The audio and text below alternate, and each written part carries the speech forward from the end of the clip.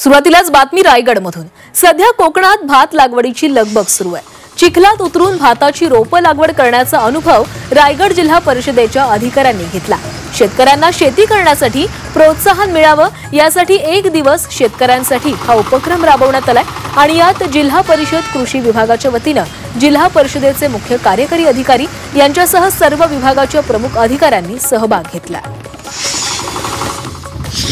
नाशिकच्या ग्रामीण भागात पावसानं विश्रांती घेतलेली आहे, त्यामुळे शेतीच्या मशागतीच्या कामांना वेग आलाय। जिल्ह्यात पेरण्यांची कामं पूर्ण झाली आहेत। दरम्यान पावसामुळे पिकांमध्ये तण वाढल्यानं औषध फवारणीऐवजी शेतकरी कोळपणीवर भर देत आहेत।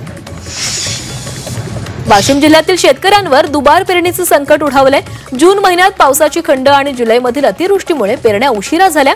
त्यातच पावसानं दडी मारल्यानं रिसोड तालुक्यात 9450 हेक्टर, मालेगावमधील 2380 हेक्टर आणि वाशिममधील 700 हेक्टर तसंच मंगरुळपीरमधील 590 हेक्टरवर दुबार पेरणीची वेळ आली आहे।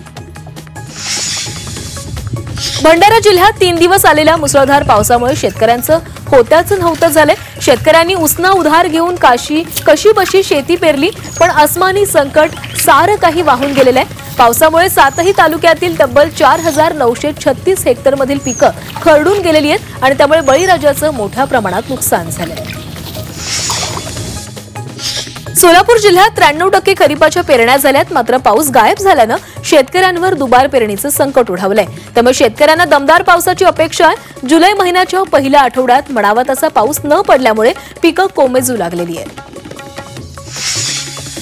शिर्डीच्या कोल्हार भगवतीपूर परिसरामध्ये सध्या डाळिंब चोऱ्यांचे प्रमाण प्रचंड वाढलेले आहे। गेल्या 2 दिवसात राजेंद्र दळे या शेतकऱ्याच्या बागेतून 6 लाखाचे 5 टन डाळिंब चोरट्यांनी लंपास केलेत, तर दादा खर्डे आणि गणपत दुळे या शेतकऱ्यांचे 3 लाखांचे डाळिंब चोरीला गेलेत। दरम्यान गेल्या 3 दिवसात साधारणपणे 12 लाख रुपयांचा डाळिंब शेतमाल चोरून अज्ञात चोरटे पसार झाले।